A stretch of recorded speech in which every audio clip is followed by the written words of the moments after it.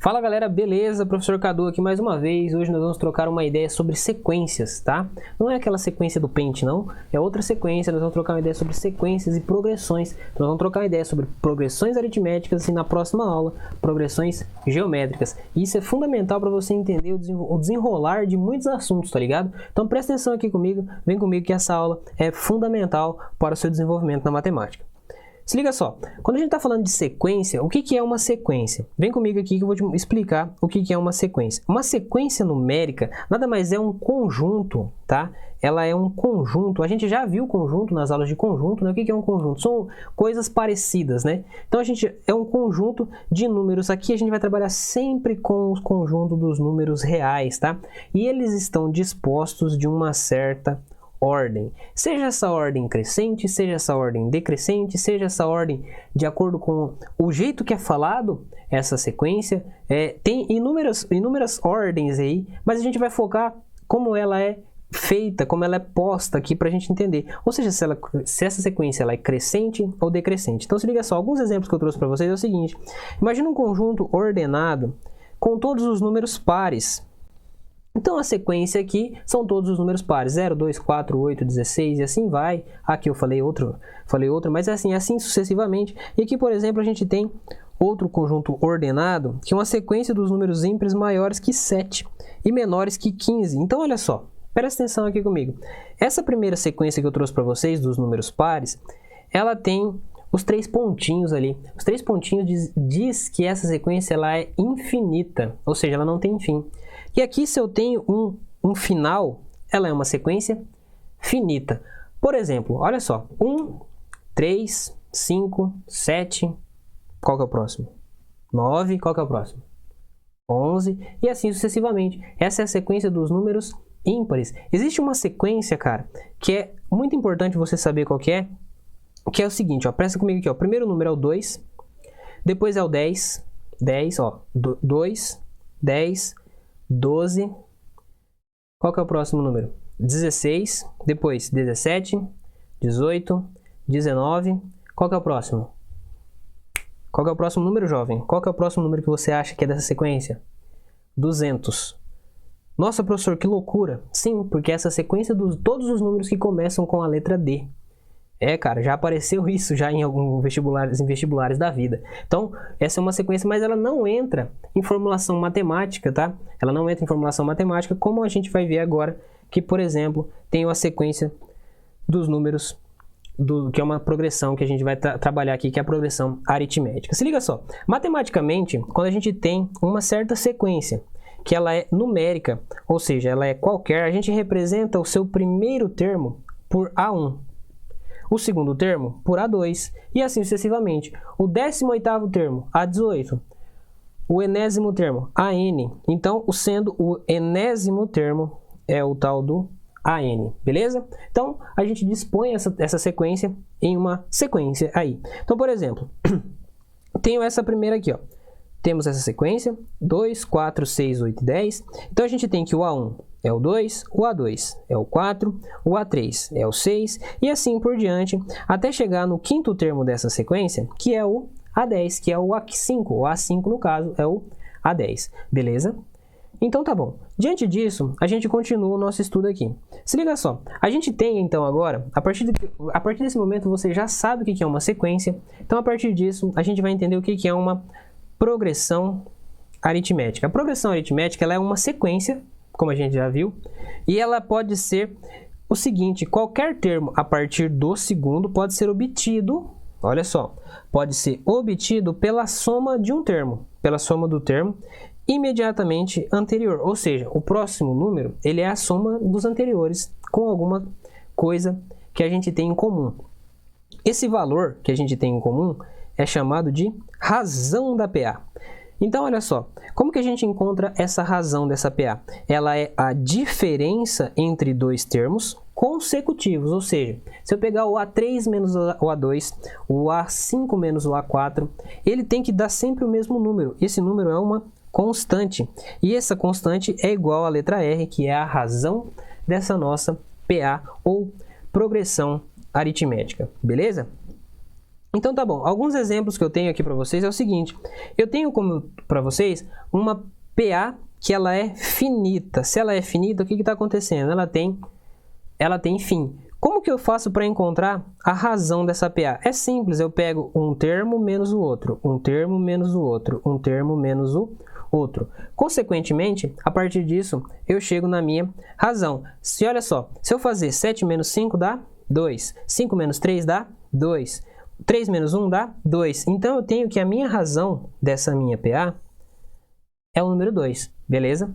Então, por exemplo, qual seria o próximo termo? É só somar 2, né? O próximo termo é o 9, e o próximo? 11, e o próximo? E assim sucessivamente, beleza? Essa seria uma sequência dos números ímpares. Então, olha só, a PA infinita, temos aqui uma PA infinita, que é o seguinte, ó, se liga, o primeiro termo é qual? O primeiro termo é quem? Ele é o menos 3. O segundo é quem? Menos 7. O próximo? Menos 11. Qual seria o próximo? Isso mesmo, jovem, o próximo seria o menos 15. Então, a gente sabe que a razão desse negócio é o quê? É um menos o outro. Se eu fazer menos 11 menos 7, dá quanto? Menos 7, no caso, dá quanto? Dá menos 4. Então, eu tenho que a razão da minha PA aqui é menos 4. E olha só que legal. Diante disso, a gente vai começar a entender e a chegar a construir o nosso raciocínio para encontrar a fórmula que diz, que decreta, que mostra como que é feita essa minha progressão. Então, olha só, eu preciso que você entenda o seguinte. Quando eu tenho uma progressão aritmética, ou seja, uma PA, eu tenho que classificar a minha razão, tá? Quando eu vou classificar a minha razão, ela pode aparecer para a gente de 3 formas. Esse R pode ser maior que 0, esse R pode ser igual a 0, ou seja, a razão, e esse R pode ser menor que 0. Quando eu tenho um R positivo, a minha progressão ela é crescente. Quando eu tenho um R igual a 0, ela é constante. Como assim, professor? Imagina uma sequência que ela não muda os termos. É sempre assim, ó, 2, 2, 2, 2, 2, 2. Qual que é o próximo? 2 e o próximo? 2 e assim sucessivamente. Então, isso é uma constante. Se eu diminuir 2 menos 2 dá 0. Se deu 0, a minha razão é 0. Logo, a minha PA ela é constante. Beleza? E para finalizar, se eu tenho uma razão negativa, o que está acontecendo? A minha ela é decrescente. Por exemplo, ó, vem comigo. Imagina que o primeiro termo dessa PA é 10. Então, é 10. O segundo termo seja o 8. 8. O próximo 6. Depois 4. Depois 2. Depois 0. Depois menos 2. Então, o que está acontecendo? Ela está diminuindo. Ela está decrescendo. Se a gente prestar atenção, olha aqui comigo. Lá nas aulas de função, eu falo para vocês das funções afim, que é uma função de primeiro grau, que a lei de formação dela é f de x igual a x mais b. Então, o que está acontecendo? Ela pode ser crescente ou decrescente. Então, isso é fundamental para a gente entender o nosso raciocínio em cima de função. Você, jovem, que está indo para as áreas exatas, aí, que vai fazer um vestibular para engenharia, por exemplo, para uma física da vida, uma matemática, alguma coisa, você vai ver lá na sua faculdade, na sua graduação, você vai ter uma disciplina chamada cálculo diferencial integral. Dependendo da universidade é cálculo 1, dependendo da universidade é cálculo 2, 3, não sei. E o que você vai fazer? Você vai ter uma disciplina chamada cálculo 3, que você vai estudar sequência, vai estudar de verdade esse negócio. E aí vai aprofundar os seus estudos em sequência, aí vai ter infinitos outros tipos de sequência para você estudar. Você vai entender a noção de somatório, e é isso que a gente vai entender aqui o começo disso, o primórdio dessa noção de somatório. Se liga só, quando eu tenho uma PA, eu consigo calcular o termo médio dessa minha PA. Então, olha o seguinte, qualquer PA, qualquer que seja, PA, tá? Não PG. Eu consigo calcular o termo médio dela. O que eu faço? Eu vou pegar aqui, a média da minha PA, ela acontece o seguinte, eu pego o termo que eu quero, ou seja, eu vou pegar o termo que eu quero, vou diminuir um termo dele, e vou aumentar um termo para ele, e vou dividir por 2. Por exemplo, imagina que eu tenho uma PA da seguinte forma. 3, aqui eu tenho 6 e aqui eu tenho 9, por exemplo. Aqui eu tenho 9. Então é uma PA de razão 3, então está aumentando, o A1 é 3. Então para mim saber o termo do meio aqui, o que eu faço? Eu vou somar aqui, ó, se liga só, vou fazer 3 mais 9, dividir por 2, eu encontro esse termo central aqui através desta fórmula. Isso é importante por quê? Porque eu posso saber qual que é o termo. Imagina a seguinte situação. Imagina um exemplo assim, ó. Dado uma PA de 200 termos, cuja razão é 2, o primeiro termo é o 0 e o último termo é o 400. Qual que é o termo central dessa PA? O que eu vou fazer? Eu vou encontrar os dois termos centrais ali e vou encontrar a média deles, cara. Entendeu? Então eu consigo fazer isso. Eu consigo fazer isso através desse cálculo, calculando a média aritmética da minha PA. Beleza? Então olha só, quando eu tenho uma PA e ela tem um fim, ou seja, ela é finita, eu posso encontrar qualquer termo da minha PA pela fórmula do termo geral da minha PA, que diz o seguinte: numa PA de razão R, o primeiro termo, A1, a partir dele, a gente pode obter um termo qualquer AN, através de uma relação. Qual que é essa relação? Por exemplo, ó, o AN, ele é o quê? Ele é o A1 mais essa multiplicação, N menos 1, onde N é o termo que eu quero, esse aqui é o termo que eu quero, menos 1 vezes R, que é a razão. O que isso significa, parça? Significa o seguinte, ó, pensa comigo. Imagina que eu tenho uma PA, uma PAzinha lá, que a razão dela, vamos supor que a razão dela, aqui vamos escrever aqui o R dela, é 4, beleza? O primeiro termo, ou seja, o A1 dela, o A1 é 10, beleza? E eu quero saber qual que é o A50, o 50º termo, o A50. O que eu faço? Qual que é esse A50? O que eu faço? Vou contando 10, 14, 18... Não, mano, o que eu faço? Eu troco aqui, ó. Quem que é o meu A50? O meu A50 é o seguinte, quem que é o A1? O A1 é 10. Olha só, se eu troquei esse N por 50, esse N vai ser trocado por 50. Então vai ser 50 menos 1 vezes... Qual que é a razão? A razão é 4. Então fica assim, 10... 50 menos 1 é 49, então vai dar 49 vezes 4. Então fica 10, 49 vezes 4 dá 50 vezes 4 dá 200, né? 200, então vai dar menos 4, 196. 196 mais 10 dá 206. Então o termo número 50 da minha PA é o 206. Olha só que legal isso. Cara, isso é fantástico. A gente consegue fazer a soma de qualquer valor e encontrar qualquer termo. Isso é muito bom. Isso ajuda muito lá na frente. E olha só, diante disso, os matemáticos começaram a pensar da seguinte forma: mano, será que dá para somar todos os termos? Ou seja, somar o A1 mais o A2 mais o A3 mais o A4 mais o A5 mais o A6 mais o A7 e assim sucessivamente. Então a gente tem uma fórmula chamada fórmula da soma de termos de uma PA. O que isso significa? Considere uma PA qualquer de N termos, ou seja, do A1 até o AN. Então o que a gente vai fazer? A gente indica por soma de termos, ou seja, o SN, soma de N termos, a soma dos seus termos é dada da seguinte forma: se eu souber o A1 e eu souber o último número que eu quero, e a quantidade de termos que eu tenho nessa PA, dividindo por 2, eu sei qual que é a soma delas. Então imagina aquele nosso primeiro exemplo. O primeiro termo era 10, né? Então é 10. O AN é o 206, lembra lá? 206.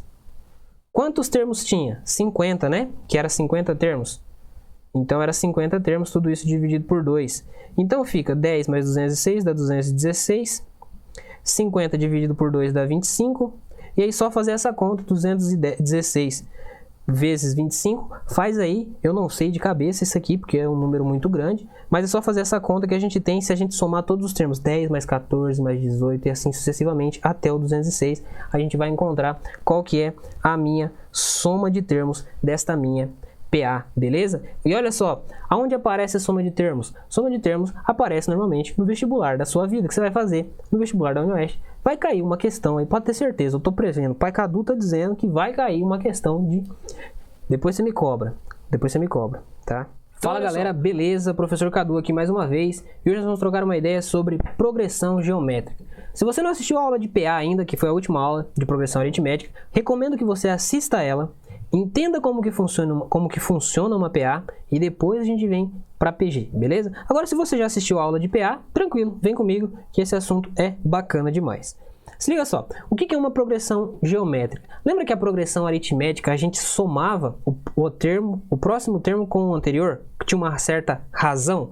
Então aqui a gente tem, em vez de uma soma, a gente tem uma multiplicação. Então olha só, o que está acontecendo aqui? Se liga só, uma sequência de números reais não nulos, ou seja, diferente de zero, é chamada de PG, progressão geométrica, quando cada um dos seus termos, ou seja, a partir do segundo termo, a partir do segundo, é igual ao quê? A um produto. O que é um produto? O produto é uma multiplicação. Então é o produto do anterior por uma constante Q. Aí, essa constante Q é chamada de razão. Beleza? E para a gente obter essa razão, esse Qzinho aqui, a gente vai dividir o termo pelo termo anterior. Por exemplo, A2 por A1, A3 por A2, A4 por A3 e assim sucessivamente. A5 por A4, a gente vai sempre dividir e vai encontrar esse valor desse Q. A pergunta que eu te faço, cara, é a seguinte: por que Q? Por quê? Porque é o seguinte, ó, presta atenção, na PA a gente tem uma razão chamada de R, né? Agora, se a gente pegar essa PA e começar a multiplicar, a gente vai ter uma razão também, só que se a gente usar o R que a gente já está usando para a razão da PA, fica sinistro esse negócio, fica estranho da gente conseguir entender. Então a gente usa a letra Q de razão. Você fala, professor, mas por que o Q? Porque o Q representa uma palavra que a gente vai entender como quociente de alguma coisa. O quociente, lembra que o quociente é uma divisão? Então, por isso, por causa dessa divisão aqui, a gente usa esse Qzinho aqui, beleza? Então, é isso. Então, entendido? Continuamos. Se liga só, uma progressão geométrica, imagina a seguinte progressão. Essa PG que eu tenho aqui, olha só, 3, 9, 27, 81... e assim sucessivamente. O que eu tenho? Ó, eu tenho que o A1 da minha PG, desculpa, ela é finita, tá? Eu tenho que o A1 dela é o 3 e a minha razão é 3. Mas como que eu faço isso? O que eu estou fazendo? Eu divido o A2 pelo A1, o A3 pelo A2, o A4 pelo A3. Ó, dividindo 9 por 3, 27 por 9, 81 por 27, dá sempre 3. Então, fazendo essa divisão, eu consigo saber se ela é qual que é a razão, qual que é o quociente dessa minha PG. E olha só, isso aqui é o seguinte, meu parceiro. Isso aqui é uma PG infinita. Então, mas como que eu faço? Eu pego um termo, divido pelo anterior, o outro divido pelo anterior, o outro divido pelo anterior, e consequentemente eu vou chegar numa razão que é o menos 2. Por que menos 2? Perceba o seguinte, jovem. Perceba que ela está alternando os sinais. Ó. A partir do momento que ela está alternando os sinais, essa minha PG, ela tem a razão negativa. E isso é fundamental para você entender esse conteúdo aqui, beleza, jovem? Então se liga só. Vem comigo. Outra coisa, antes de passar para o próximo slide, cola aqui com o professor Cadu. Rapidinho, presta atenção. Eu não consigo saber se é uma progressão aritmética ou uma progressão geométrica apenas com 2 termos. Pensa só, essa progressão aqui, ó, 2, 4, e essa outra progressão, 2, 4. Qual delas é uma PA? Qual delas é uma PG? Não sei. Porque olha só, pode ser uma PA de razão 2. Então o próximo termo vai ser qual? O 6. 2, 4, 6. Imagina outra agora, essa mesma PA. De razão também 2. 2, 4, agora uma PG. 8. Por que está acontecendo? Está tendo uma multiplicação. Entendeu? Então eu não consigo saber. Presta atenção aqui, olha em mim aqui, ó. Eu não consigo saber se é uma PA ou uma PG com pelo menos 3 termos. Eu tenho que ter pelo menos 3 termos para saber se é uma PA ou uma PG. Beleza? Então foca em mim, foca nisso aqui, que isso é fundamental para você entender isso aqui, beleza? Então tá bom, continuando, o seguinte, eu vou olhar agora o meu quociente, a minha razão. Olhando a minha razão, vem comigo, se o meu quociente é o quê? Ele é maior que 1, e o seguinte, se ele está entre 0 e 1, tem que ser diferente de 1, tá? Porque qualquer coisa elevada a 1 é qualquer coisa, então não pode ser 1, beleza? Eu tenho uma PG crescente. E olha só, se eu tenho isso aqui maior que 1, o que está acontecendo? todos os termos são positivos. Por exemplo, 1, 3, 9. Qual que é o próximo? Vamos dividir aqui, ó. Dá 3. Então, qual que é o próximo termo? 27. E o próximo? 81. E assim sucessivamente. Agora, se liga. Se eu tenho uma PG com o Q entre 0 e 1, o que está acontecendo? Os seus termos são negativos. Então, ó, 81, 27, menos 27, menos 9. Qual que é o próximo termo? Menos 3. Qual que é o próximo? Menos 1. E assim vai. Entendeu? Então, o Q aqui, ó. Lembrando que o Q, se liga só, parça. Isso a gente vai entender um pouco mais para frente, mas eu quero que você foque que o Q aqui, ele tá entre 0 e 1, beleza? Então tá bom. Na segunda situação, de uma PG decrescente, uma PG decrescente, o Q maior que 1 e o Q, isso aqui, o que está acontecendo agora? Se o Q é maior que 1, os seus termos são negativos, isso em uma PA decrescente, beleza? Então, ó, 1, menos 3, menos 1, menos 3, menos 9, menos 27, menos 81 e assim sucessivamente. E agora, se eu tenho isso aqui, entre 0 e 1, os termos são positivos, ó, eles são positivos, guarda isso, são positivos, beleza? Então tá bom, continuando aqui, guarda isso aqui, meu jovem, guarda isso aqui, que isso aqui é fundamental para a gente entender na fórmula da PG, beleza? Se liga só, quando eu tenho o Q menor que 0, ela é uma PG alternante. A gente viu um exemplo anteriormente no slide aqui, ela é uma PG alternante. O que isso significa? Significa que os números vão alternar entre positivo e negativo, positivo e negativo. Então, por exemplo, 50 vai dar aqui, ó, menos 5, menos 50, 500, qual que é o próximo número? Menos 5.000 e depois, e assim sucessivamente. Então, olha só, o que está acontecendo aqui? A razão aqui é 10, tá? Menos 10. Então, o que vai acontecer aqui? Ó? Se eu tenho um Q igual a 1, é constante. Ela pode ser tanto uma PA quanto uma PG. Beleza? Então, é constante, ela não vai variar, beleza? Tranquilo? Então, tá bom. Se liga só. Como que a gente vai encontrar o termo geral de uma PG? Ou seja, encontrar qualquer valor de uma PG. Uma PG de N termos, ou seja, vai até o AN, de razão Q, partindo do primeiro termo, a gente faz o seguinte. A gente vai avançar para o termo que a gente quer encontrar, multiplicando o termo anterior pela razão. Tá? Por exemplo, o A3 é o A1 vezes a razão elevada ao quadrado. E assim sucessivamente. Então, por exemplo, o A2 é o A1 vezes a razão. O A3 é o A1 vezes a razão ao quadrado. O A4, quem que é o A4? O A4 é o A1 vezes a razão ao cubo. E assim sucessivamente. Então, o que a gente faz? Encontramos os termos de ordem N, que ele diz o seguinte. Quem que é o AN? Perceba o seguinte, ó. Se eu tenho um A3 aqui, aqui está ao quadrado. Se eu tenho um A2 aqui, aqui eu tenho 1 elevado a 1. Então, perceba, se eu tenho um N aqui, aqui é N menos 1. Beleza? Então, é o A1 vezes a razão elevado à quantidade de termos que eu quero. Então, essa aqui é a fórmula da minha PG. Então, galera, olha só. Diante disso, a gente já viu a fórmula de como que é calculado uma PA, uma PG. A gente também consegue calcular a soma de termos, ou seja, se a gente somar todos os termos, qual que é o resultado que a gente vai ter. Então se liga só, a fórmula da soma de termos de uma PG existem duas somas, tá? Existe a soma finita, que é essa aqui, e existe a soma infinita, que é a próxima que a gente vai ver. Então se liga só, imagina uma PG de N termos. O que a gente vai fazer? A gente vai pegar Sn, que é a soma de termos, e vai fazer o seguinte. A soma de termos é quem? É o A1, que está multiplicando a razão elevada a n menos 1, dividido pela razão menos 1. Beleza?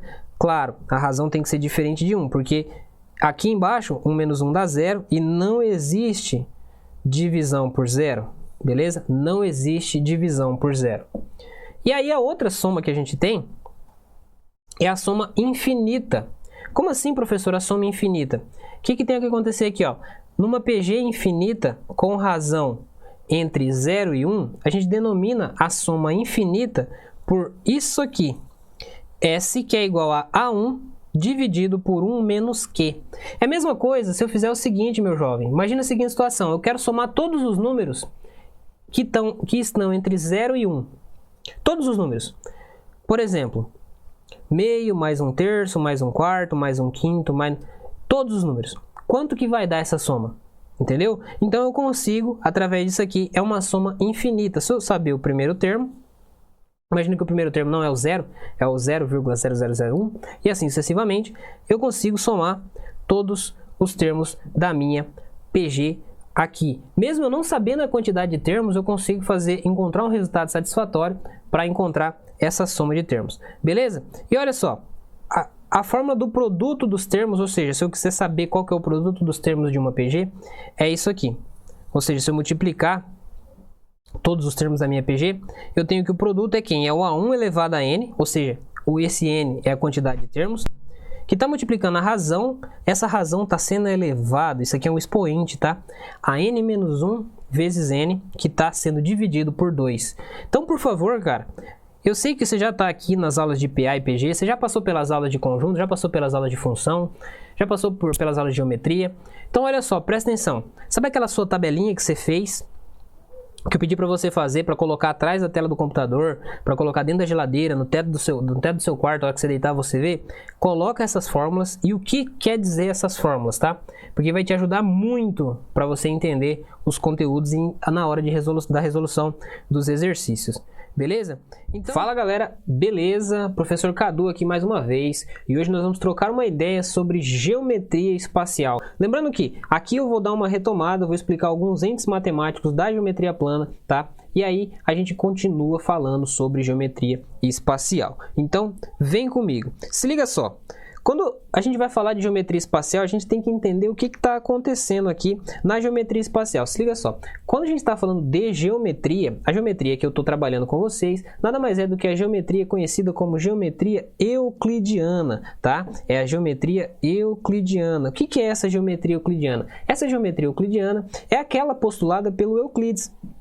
Tá? Não vai confundir com o cara da literatura não, tá? Então olha só, ela funciona como uma aplicação da geometria plana no espaço 3D, simples assim. Então o que está acontecendo aqui? Eu vou pegar a geometria que a gente já está acostumado a estudar na geometria plana e vai dar uma dimensão a mais para ela, que a gente vai falar sobre a geometria espacial. Então a gente vai trabalhar basicamente com objetos em 3D.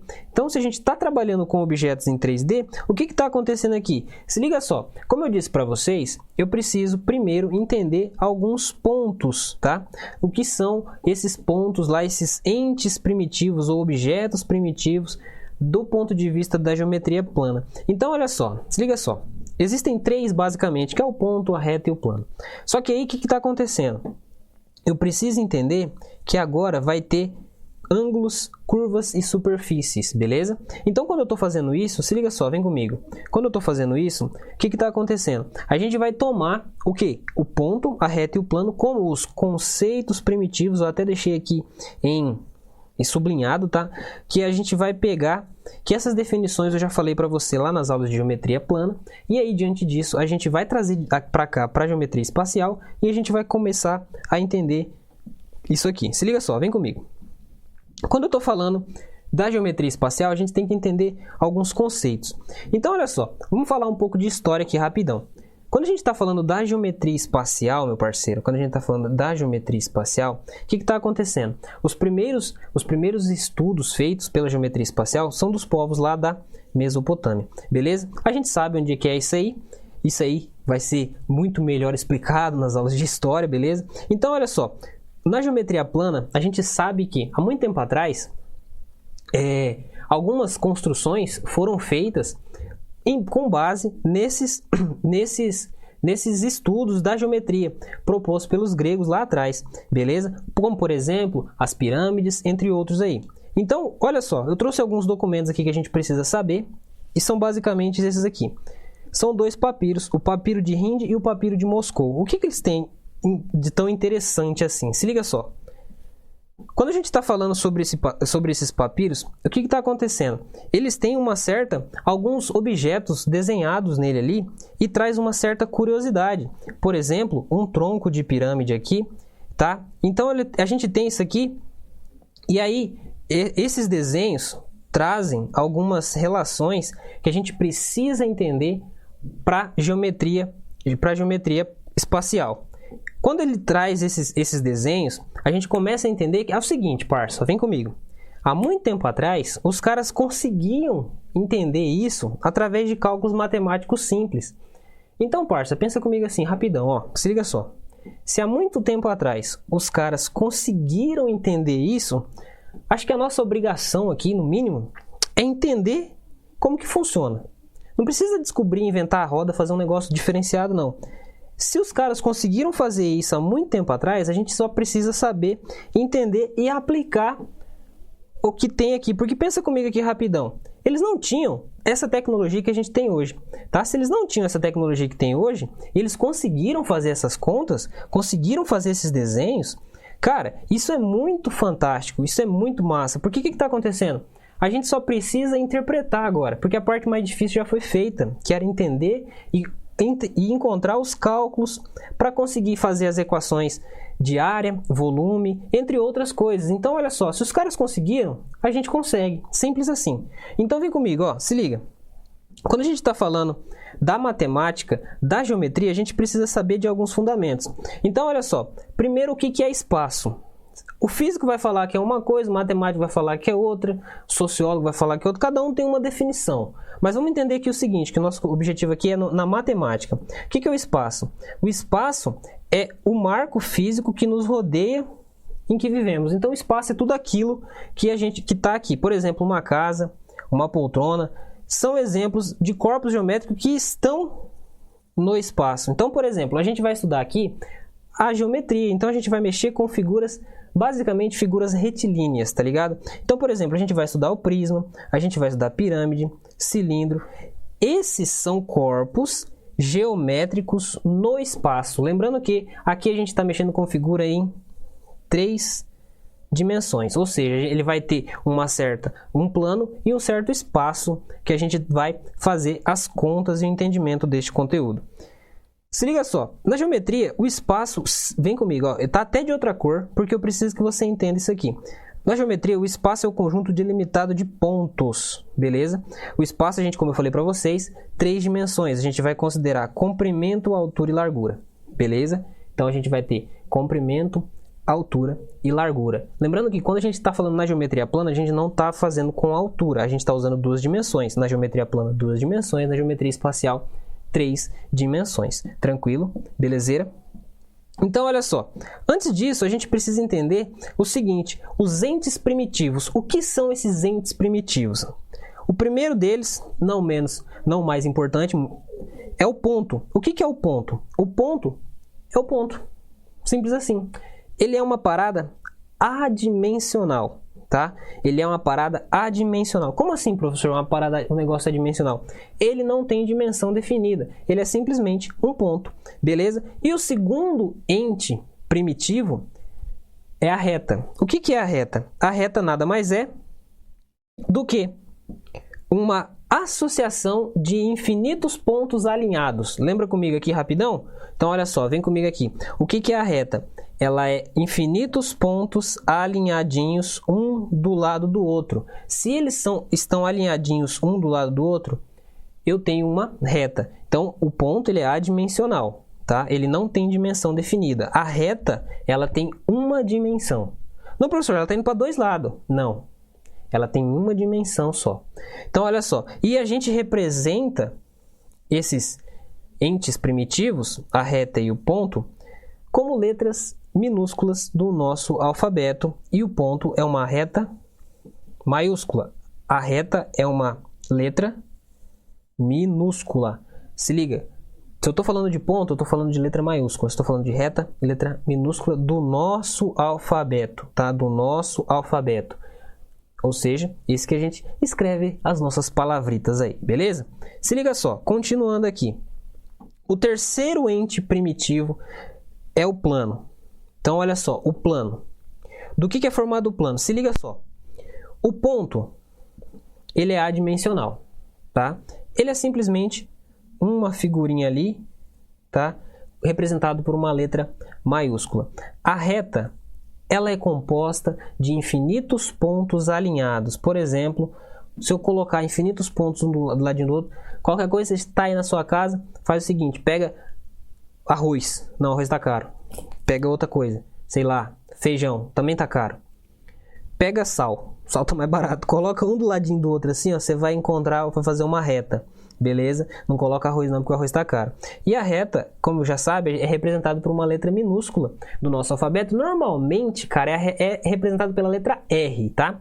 E aí, se eu estiver trabalhando com duas retas, uma vai ser a R, a outra vai ser a reta S. Ah, mas por que, professor? Uma é a reta R, a outra é S? Porque essa é a próxima letra do alfabeto, tá ligado? E o R, a palavra reta começa com a letra R, por isso que é representado pela letra R. Só assim. É igual função. Lembra lá das aulas de funções? Que a gente tem uma função e aí o que está acontecendo? É uma função. Se eu estou trabalhando com duas funções, é uma f de x e uma g de x. Por que a próxima função é a g de x? Justamente porque g é a próxima letra do alfabeto. A gente começa com f, depois e assim sucessivamente. Então, olha só. Se a reta são infinitos pontos alinhados, o que é o plano, meu parceiro? O plano nada mais é do que infinitas retas, uma do ladinho da outra. Então, se eu tenho infinitas retas, uma do ladinho da outra, se eu fizer infinitos riscos aqui, ó, para fazer essa reta, mas infinitos mesmo, um do lado do outro, eu vou fazer um plano. Beleza? Então, olha só, se está querendo tramar um plano, é só colocar retas um do ladinho da outra. Badum. Desculpa. Mas, ó, se liga só. Eu sei que você vai entender isso e não vai esquecer disso nunca mais. Então, o plano, olha só, se liga, meu parceiro. O plano, ele é representado por uma letra minúscula, tá? Do alfabeto grego, parceiro. Normalmente, é representado pela primeira letra do alfabeto grego, que é qual? Isso aí, meu parceiro. Letra alfa, tá? Alfa. E depois, qual que é a próxima letra? Beta. Então, olha só, se eu estou trabalhando com dois planos, alfa, plano beta, tá? Então, duas retas, R e S. E assim sucessivamente. Então, no plano aqui, eu estou trabalhando com o plano representado pela letra grega. Beleza? Então, a gente tem aqui a representação em roxinho do plano alfa. Beleza? Você pode representar ele aqui, ó. É só você fazer mais ou menos um desenho assim. Eu tenho um plano e colocar uma letra grega aqui, por exemplo, coloquei a letra beta. Então, a gente tem um plano beta aqui, beleza? Tranquilo? Suave? Tá de boa? Então, beleza. Continuando, ó. Vem comigo. Quando a gente está falando de plano, a gente tem que entender o seguinte, meu parceiro. Existem algumas posições relativas entre ponto, plano e reta. Como assim, professor? Essas posições relativas dão a característica do espaço. O que é o espaço? O espaço é o conjunto de todos os pontos, olha só, de todos os pontos que estão no plano ou fora dele. Nesse exato momento, o espaço aqui que está aparecendo para você na sua tela, esse espaço aqui, esse espaço total, ele compreende o plano, tá? Ele compreende a reta e ele compreende o ponto. Então, olha só, para uma definição bem simples, mas bem objetiva, se liga só, é o seguinte. Eu tenho o ponto que é o menor ente da geometria, né? Eu tenho o ponto A e tenho o ponto B aqui. Se eu coloco infinitos pontos alinhados, eu tenho a tal da reta, beleza? Eu tenho a tal da reta que é representado por uma letra minúscula, beleza? E olha só, se eu coloco infinitas retas uma do lado da outra, eu chego num plano. E aí eu chego num plano. E aí olha só, parça, pensa comigo aqui rapidão. Se eu colocar infinitos planos um sobre o outro, eu vou chegar no espaço. Olha que definição marotona. Se liga só, pensa comigo aqui, ó. Imagina que tu vai lá no mercado e você vai comprar queijo mussarela. Como que o queijo mussarela tá? Na bandejinha assim, né? Um monte de folhinho em cima da outra. Aquilo lá é representação de planos. Olha só. Entendeu como que é os planos? Então, um em cima do outro, queijinho mussarela, sacou? Ah, mas eu não gosto de queijo, presunto. Ah, mas eu não gosto. Então, aí já não é comigo, né, parça? Então, o que está acontecendo? Tem infinitos ali. Mais simples ainda, uma resma de sulfite. Sacou? Infinitos planos, um em cima do outro. Na verdade, tem 500 planos só, né? Na verdade, na resma de sulfite tem 500. Então, o que está acontecendo? Tem um sobre o outro aqui. E aí, isso me forma o espaço. Então, o espaço, se liga só, o espaço nada mais é do que o conjunto de todos os entes matemáticos geométricos que estão no plano ou fora dele. Sacou? Então, beleza. Continuando aqui, se liga só. Então, olha só, a gente pode escrever o seguinte. Vem comigo. Olha só, eu posso escrever da seguinte forma. Lembra daquelas definições lá dos símbolos matemáticos? Então, se liga, ó. O ponto P é esse ponto aqui, ó. O exim significa pertence. O ponto P pertence a R. R é quem? R é a reta. Sacou? Olha só. O ponto Q pertence a S. O que é esse U de ponta cabeça? Se U assim é união. U assim é como? Intersecção. Então é intersecção, exatamente onde tá cortando isso aqui. Nossa, professora, eu não lembro disso. Então se você não lembra, meu parceiro, foca em mim aqui, ó, rapidão. Presta atenção. Se você não lembra disso, volta lá nas aulas de conjunto, nas definições de conjunto, que eu falo para você o que tem lá de intersecção e união de dois conjuntos, beleza? Então se você ainda... eu não lembro disso. Faz o seguinte, pausa essa aula, volta lá em conjuntos, assiste novamente, tranquilo? A hora que você tiver 100% em conjunto, você volta para cá, beleza? Não vai ficar atropelando as coisas não, meu parceiro. Então se liga. O que está dizendo aqui? Que o ponto Q, ele pertence à intersecção entre R e S. Então a intersecção é exatamente o momento que as duas retas estão se tocando ali, beleza? E por último, não menos importante, S está contido em alfa e R está contido em alfa. O que está escrito aqui? Está dizendo que a reta S e a reta R, elas estão contidas no plano alfa, tá? Se tivesse ao contrário, se tivesse o alfa antes, eu poderia dizer que o alfa contém a reta S e a reta S. Como que eu sei que esse Czinho aqui vai representar aquilo que eu quero? Se liga, meu parceiro. Lá nas aulas de conjunto, eu explico essa notação, tá? Eu explico esses símbolos matemáticos todinhos para você. Então volta lá, foca bem nesse negócio, porque é o seguinte, na hora do vestido, na hora da prova, você não vai poder esquecer disso daí, cara. Então o que você vai fazer? Você vai voltar lá e vai entender todos esses símbolos matemáticos aqui, que você não pode esquecer disso, meu parceiro. Porque olha só, eu apresentei para vocês lá em conjuntos, tá? Se eu apresentei em conjuntos, você vai usar isso em muitos outros lugares. Vai usar em função, vai usar em número complexo, vai usar em geometria, trigonometria. Então, meu parceiro, essas notações são importantíssimas para o desenvolvimento do nosso aprendizado. Se liga só, vem comigo. Então, olha só. Como eu falei para vocês, a gente precisa entender as posições relativas entre esses entes geométricos, tranquilo? Então, olha só, se liga. Figuras coplanares e colineares. O que significa isso, professor? Coplanares pertencem ao mesmo plano, colineares estão alinhados. Opa, então vem comigo, ó, se liga. O que está acontecendo? Olha só. Eu tenho o ponto, esses pontos são pontos coplanares. O que está acontecendo? Esses pontos, eles pertencem ao mesmo plano. Se eles são coplanares, esses pontos pertencem ao mesmo plano. Qual ponto que eu tenho aqui, professor? Eu tenho o ponto A, eu tenho o ponto B e tenho o ponto C, que estão sobre o plano, que plano? Aquele plano, já dizia o Pink, o cérebro. Não, nós estamos sobre o plano alfa, tá ligado? Então, olha só. Eu tenho o ponto A, o ponto B e o ponto C sobre o plano alfa. Então, esses são pontos coplanares. Eles estão exatamente em cima do plano. Sacou? Então, olha só. Diante disso, eu tenho a seguinte situação. Eles estão no mesmo plano, beleza? E olha só. Eu tenho uma reta R ali agora e eu tenho o ponto P e o ponto Q. O que essas retas têm em comum? Elas estão sobre a mesma... Isso mesmo. Esses pontos têm em comum que eles estão sobre a mesma reta, que é a reta... Qual reta que é essa? A reta R. Então, olha só. Esses pontos, se eles estão sobre a mesma reta, eles são colineares, porque eles fazem parte da mesma linha, tá? Porque, pensa só, parça. Pontos corretares. Não ia ficar legal, tá ligado? Não ia ficar um nome bonito. Então, alinha esse negócio... E fala que eles são colineares. Muito mais bonito, né? Então, por causa disso, por uma noção de grafia, não. Esqueci agora como é que fala. O professor de português vai até brigar comigo.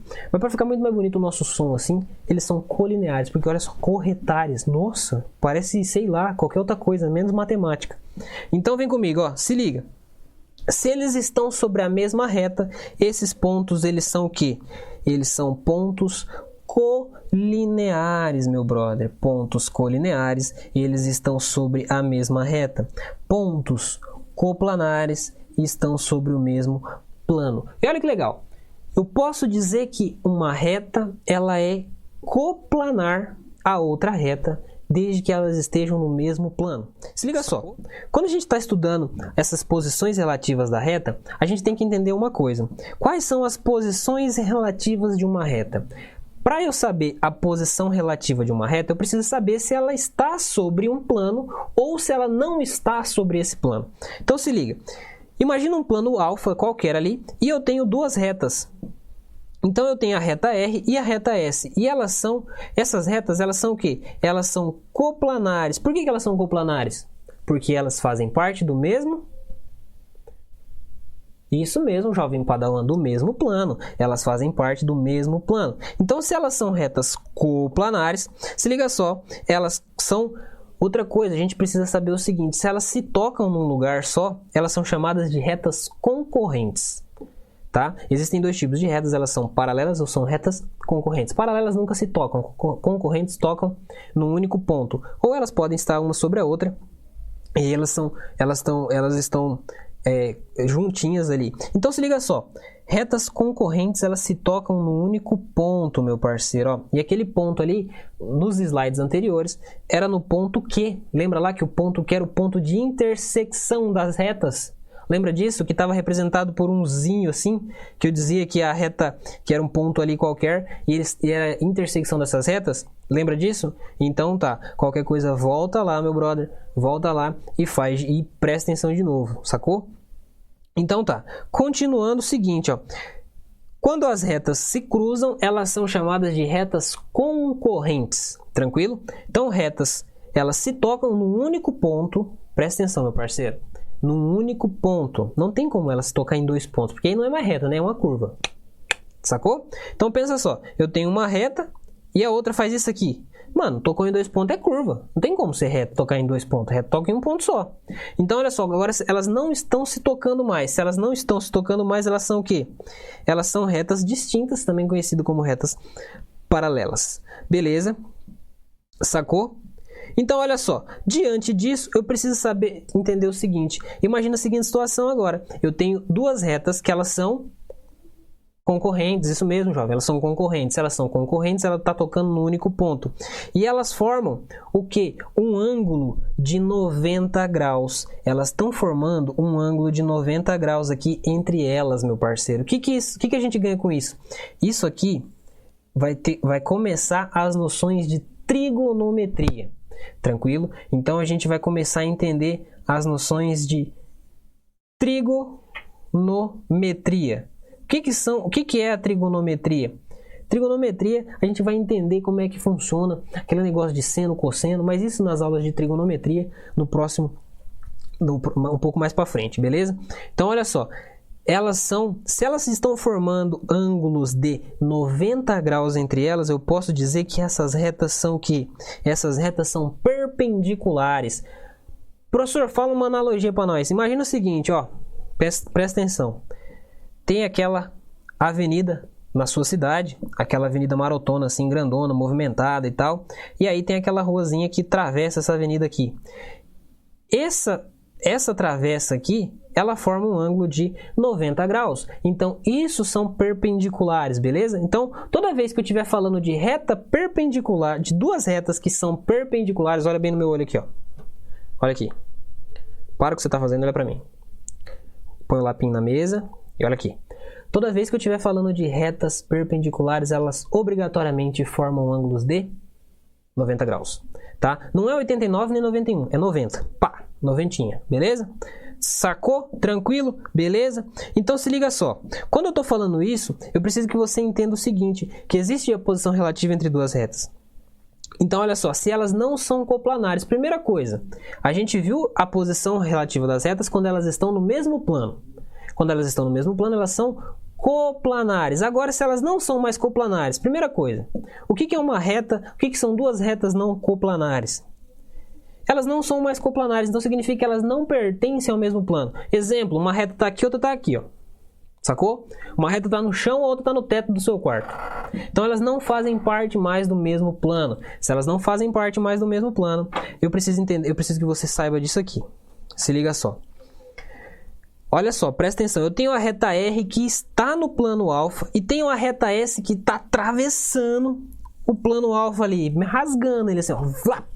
Então, olha só, elas não são coplanares. E o que elas são uma da outra ali? O que eu posso dizer que elas são? Eu posso dizer que elas são concorrentes? Eu posso dizer que elas são distintas? Eu posso dizer que elas são perpendiculares? Não sei, eu vou ter que fazer o prolongamento dessas retas. Quando eu faço o prolongamento dessas retas, eu vou ver o que está acontecendo. Se liga só, elas são retas reversas, meu brother, retas reversas, tá? Então, se elas são retas reversas, significa que elas não estão no mesmo plano, uma está sobre o plano e a outra está atravessando o plano no meio ali. E outra coisa, ó, se liga só, eu tenho essas retas aqui, uma reta R e uma reta S e uma reta T.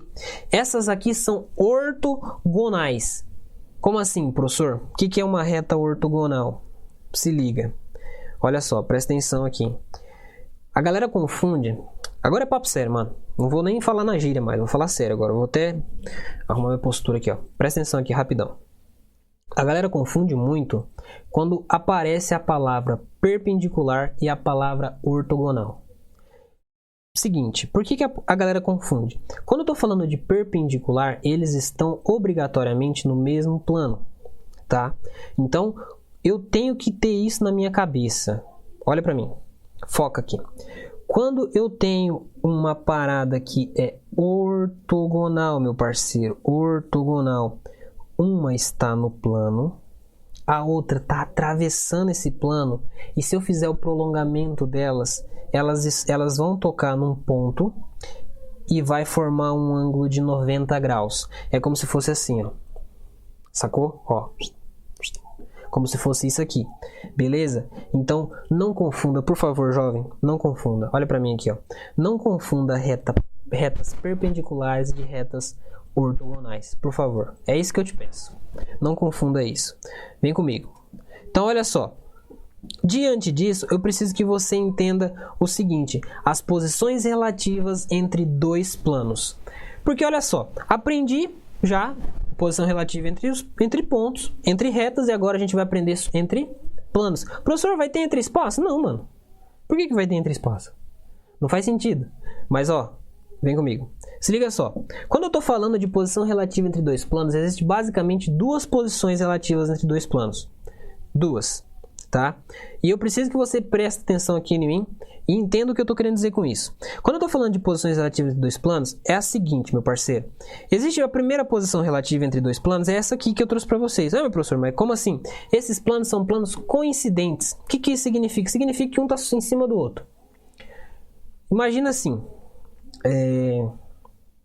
Eu tenho uma folha de sulfite e tenho uma outra folha de sulfite. Se eu juntar as duas folhas de sulfite, igual tá aqui, fizer uma folha desenhadinha aqui, coisa mais linda do mundo, e eu fizer outra folha em cima dela, e que não haja espaço entre elas, e olhar de longe, vai parecer que é uma folha só. Então, isso são planos coincidentes. Eles estão exatamente um sobre o outro. E aí, o que está acontecendo aqui? A outra posição é essa aqui, tá? Essa posição aqui está dizendo o seguinte: essa aqui, eles estão se interceptando entre eles. Se eles estão interceptando, qual que é o nome dessa posição? Essa posição é chamada de posição concorrente. Lembra das retas quando elas se tocam num único ponto? A reta se tocou, duas retas se tocam num único ponto, são chamadas de retas concorrentes. Eu tenho, por exemplo, a reta R e tenho, por exemplo, a reta S. Elas se tocaram nesse ponto aqui. Se elas se tocam nesse ponto, são chamadas de retas concorrentes. Então, com o plano é a mesma coisa. Por que o plano é a mesma coisa? Ó, se liga só. Imagina o seguinte, meu parceiro. Imagina que eu tenho essa reta aqui, ó, que é a borda do plano. Imagina que eu tenho essa reta aqui, que também é a borda desse plano. Perceba que elas se tocam num único ponto. Consequentemente, se eu olhar de cima e não estiver vendo esse plano, eu vou estar vendo duas retas se tocando. Logo, elas são retas concorrentes. Se elas são retas concorrentes, elas se tocam num único ponto. No plano é a mesma coisa. A mesma coisa. Então, se liga. Tocou no... Só que aqui a diferença é que, olha só. Quando eu tenho duas retas se tocando, a intersecção entre elas é um ponto. Agora vem aqui a mágica, se liga. Quando eu tenho dois planos se tocando, se interceptando, a interceptação entre eles é uma reta, meu parceiro. É uma reta e ela é representada por uma letra minúscula, tá? Um R, por exemplo, ou qualquer outra letra minúscula do nosso alfabeto. Beleza? Então, olha só. Diante disso, eu preciso que você entenda isso aqui. Olha só, esse exemplo da cadeira é fundamental para você entender o seguinte. Por que eu trouxe o exemplo da cadeira? O exemplo da cadeira, ele vai aparecer para você em vários lugares, tá? Já apareceu na prova do ITA, já apareceu na prova da UEM, já apareceu em prova de, muitos lugares. Por que ela aparece em vários lugares? Porque o exemplo da cadeira, ele tem várias coisinhas que a gente já viu aqui hoje nessas aulas. Se liga só. Quando eu tenho, por exemplo, o segmento de reta aqui, olha só, eu tenho todos os segmentos de reta. Eu tenho o segmento de reta EF, eu tenho um plano aqui, eu tenho isso aqui, eu tenho um ponto, eu tenho outro segmento aqui, eu tenho isso aqui, eu tenho outro plano, que é o plano de onde senta na cadeira aqui, e assim sucessivamente. Então, olha só, observando a figura, identifique o que são os entes geométricos AB, A, B, C, D, E, e assim sucessivamente. O que eles são? Eles são pontos. Eles são pontos. E quando eu tenho a junção de dois pontos assim, dois pontos, eles são considerados uma reta. Pega um ponto qualquer e outro ponto qualquer e faço uma ligação entre eles, entre o ponto A e o ponto B, eu posso representar uma reta. E aí o que acontece? Quando eu tenho 4 ou mais assim, igual temos aqui, a gente tem o que? Um plano, meu brother. Então a representação da cadeira, ela é fundamental para você entender o que é um ponto, o que é uma reta e o que é um plano. Pensa comigo aqui, o que é uma reta na cadeira? O pé da nossa cadeira pode ser considerado uma reta, o outro pé da nossa cadeira pode ser considerado uma reta, as costas da nossa cadeira pode ser considerada uma reta. O que é o plano? Bom, onde a gente senta, onde você está sentado nesse momento aí, onde você está apoiado, as suas costas são planos. E aonde está o ponto, professor? Aonde que está o ponto, professor? O ponto está aqui embaixo, está na junção, no vértice, né? Na junção de dois ou mais segmentos de reta. Beleza? Tranquilo? Então, continuando aqui. Se liga só, meu parceiro. Então, no exercício 2, verifique se as retas são paralelas, concorrentes ou reversas. Como assim? Vem comigo, vou mostrar para você. Pega a reta EF. Se liga só, a reta EF é essa reta aqui, ó. Essa aqui é a reta EF. Eu quero a CD. A CD é essa aqui, ó. Essas aqui são paralelas as duas. Então, as duas são paralelas. Vou colocar um pezinho aqui de paralelas. Agora, pega só comigo aqui na letra B. A reta EF também é essa aqui. E pega a reta AD. AD é isso aqui, mano, ó. Tá atravessando ali. Essa reta AD, olha só, elas são reversas. Imagina que o plano é o que você tá vendo aí. Uma tá atravessando a outra, assim, ó. Então, elas são reversas, né? Elas são reversas. Agora, de novo, ó, BC. Quem que é BC? BC é isso aqui. E agora pega BJ. Quem que é BJ? BJ é isso aqui. Se eu fazer o prolongamento dela para cá e o prolongamento dela para cá, vai ser o quê? Elas vão ser concorrentes. E depois, ó, AB de novo. AB é isso aqui. E HG. Quem que é HG? Lá atrás, ó. Lá atrás, ó. Então, eles são paralelos. Beleza? São paralelos, nunca vão se tocar. Tranquilo? Então, olha só. Através de uma simples cadeira, a gente consegue entender basicamente quais são os entes primitivos da geometria euclidiana. Olha que da hora isso, parça. Se liga só. Então, vem comigo. Continuando aqui, a gente tem o seguinte. Olha só. Imagina a seguinte situação. Eu tenho aqui uma verificação que eu preciso que você entenda. Eu tenho um cubo aqui e eu preciso que você considere um cubo não, um prisma, desculpa, ó, o professor falando coisa errada. Isso aqui é um prisma, meu parceiro, um prisma. Eu preciso que você entenda o seguinte. Considere essa figura e marque V ou F, ou seja, verdadeiro ou falso. Se liga só. Eu tenho AB, AB é esse segmento aqui, ó.